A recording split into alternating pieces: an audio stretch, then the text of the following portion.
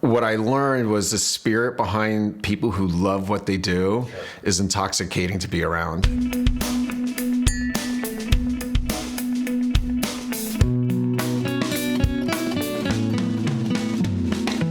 Coombsville all day and every day here. Great trip here, meeting all kinds of interesting people. Today I'm here with Jim Pennella, and it's pronounced Farang. Farang. Yeah, very good. Where'd you get the name? So my wife is Thai, and in Thai, Farang means foreigner. And after we named the winery that, we also discovered a lot of Southern Asian languages use the same term to refer to foreigners. And a big component of our brand identity is about being a foreigner. You look to the world to understand it and experience it like a traveler. And so that's really the ethos behind our brand identity. Well, let's talk a little bit about the history of the winery itself. When did you start this project? We started about 5 years ago now. I was on a trip in Burgundy, and my wife and I were walking a vineyard, and I'm more of a dreamer. She's more of a doer. And it was a low point, to be straight, in my life. And Interesting.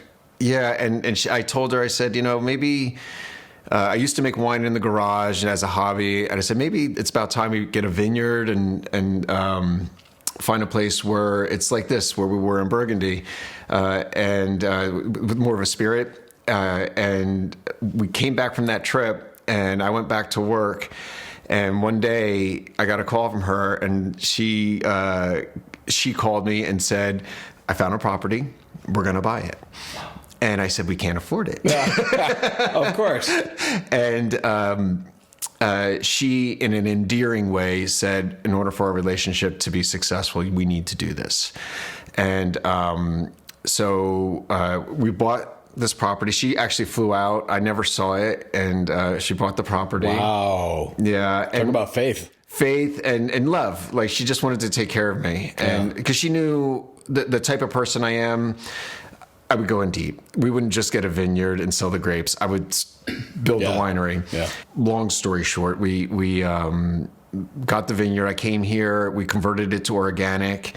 And I spent a lot of time getting to know the wine industry A to Z. And I think, like, people always say that if you want to make a fortune, get it first, right? Right. But what I learned was the spirit behind people who love what they do is intoxicating to be around. And so I found myself just really inspired from people managing the vineyard, from people making the wine, from people selling the wine, all parts of the supply chain of the industry. That people do it because they love it, and it's just a great spirit to be around.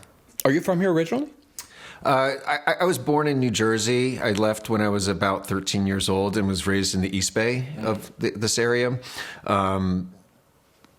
I went to school in Southern California. I lived in Amsterdam for a year of my life. Then we moved to Florida for about 10 years. And now, with my son graduating high school, we're moving back to Napa full time. Well, let's talk about your wine journey. Again, this question I ask everybody is, when were you bitten by the bug? When did you get called? I was bitten by the bug with the 1989 Jordan. And I had that probably in the early 90s.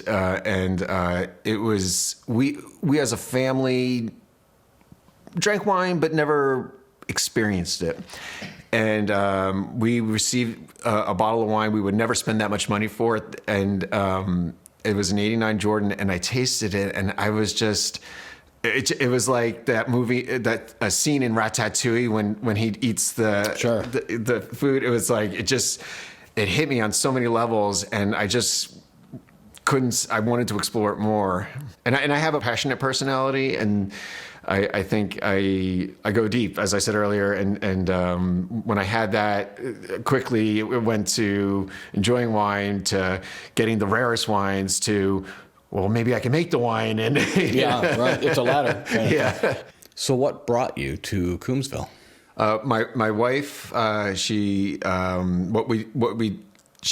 bought the property for us, despite my objections, and we we're neighborhood people, and I think Napa and Sonoma, this Northern California, there's so many great neighborhoods, but we wanted to find one that was more modest and more neighborly, where we could get to know our neighbors and have a sense of community. Yeah. And I don't mean to say that there's not community all through the valley. It's just the values here. There's many people here that are multi-generational, that have been a big part of the history of Napa, Sure. and it's just give us a better sense of connection. Yeah. How did you end up at a schoolhouse? I should set this up real quick to say to our listeners, we are in what was a schoolhouse.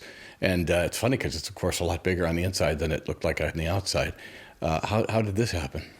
So in 1853, this was it actually was a schoolhouse in another area of Napa. They moved it to this property, the building, and it remained a schoolhouse through, I think, 1920. And then it was acquired by a family that were they were the dentists for the area, but it's called Harmony Schools. I saw that behind you. Yes, and so we in the spirit of recognizing the history and respecting the history of Napa, we've made a conscious effort not to name anything about ourselves. We try to embrace the story of what things are. So the vineyard we named Harmony School Vineyard as a result. And so we went down to the county, and it was great when we first moved here. The assessor came to the house and showed us the old pictures.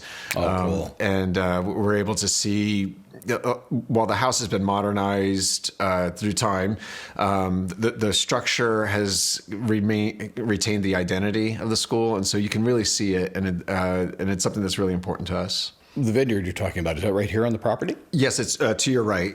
Oh, well, there we go. How did I not notice? How many acres do you have? So the property is 1.5 acres. We have an acre planted. Cool. Yeah. And how many cases are you producing? So we produce 115 cases out of this vineyard, and then we do procure from other vineyards as well. Yeah. What are you growing here? This is Cabernet Sauvignon Clone 6. Oh, nice. Yeah. Very cool. And what else are you bringing in? So we do a Pinot Meunier from the Vanderkamp vineyard. Yeah, and that's a sparkling. Yeah, sure. And that's a similar property ours. Like it has, we try to connect with people that have shared values. And so I can go for hours about that vineyard and the spirits there. And then we get our Sauvignon Blanc from Yont Mill Vineyard on the Ghost Block. Yeah, ironically enough. Yeah. Interesting. Pinot Meunier, obviously, yes, a critical element for sparkling wine, and not something I would have imagined being grown around here. In the spirit of digging deep, I volunteered to work at a couple of different wine stores throughout the country, just to understand what consumers want and what they're looking for, and get to the bottom of the question of how is the consumer changing. It's a big topic. Yeah. I believe they're going to evolve, and I think Cabernet will definitely come back in the long run as they go through their natural journey of wine. But right now, the consumer is looking for something fresh, something that they can open now and enjoy. And so in trying to differentiate ourselves but retain our authenticity, Pinot Meunier was one of the answers. When I talk to young people in the industry right now, I think there's a desire to get back to not just like the artistic, but the authentic values of winemaking, and I appreciate that as well. And so it's I think because that's what our values are, we've been able to attract talent that's wanting to do the same thing, but better than we could do it, and we're partnering with them to do that. Your whole perspective, Jim, is fascinating to me. Listening to people. It's one of the biggest words in the world, often disregarded. You're paying attention to what people are saying, especially the buyers. Brilliant. My compliments. Thank you. I appreciate it. These days, where wine is at, we need to change. I think so. And it's hard. I mean, people, I really respect the families that came here, especially in the 60s, and Judgment of Paris in '72, and then the people in the '80s who took it to another level. That it just keeps evolving. But to me, it's like art. We went from impressionism to neo-impressionism to Fauvism to abstractism, and that's what we're doing, and we're evolving. Do you have a mentor in this industry? I think everybody's my mentor because even the people that don't like me, because it's. People are so smart. Like every time I have a conversation with people don't just know the surface. They love what they do, so they know. Like what I find is people have like this art side and this science side. Yeah.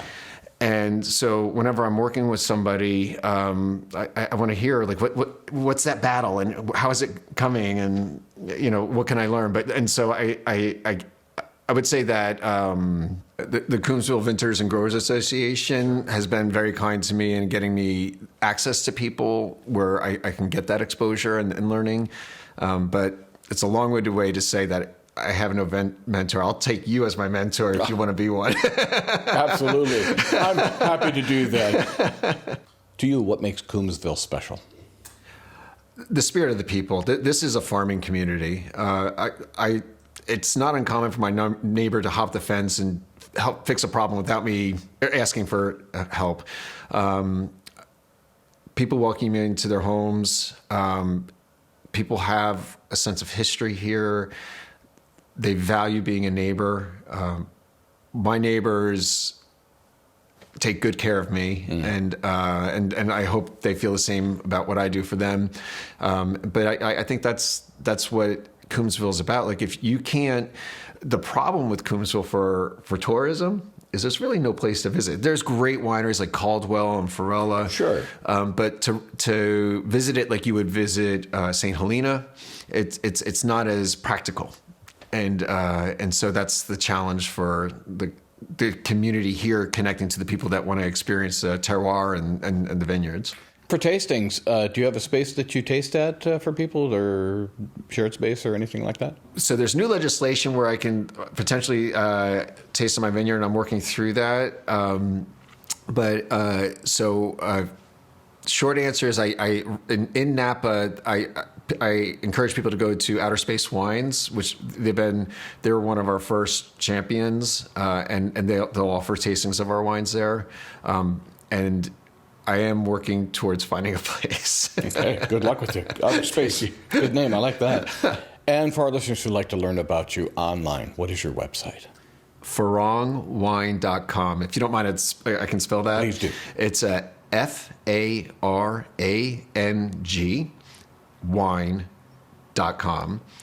And for your listeners, be unmerciful. If you see something that's wrong with it, I'm very happy to get feedback. Well, you got to get feedback. Yeah. That's kind of how this whole thing works here.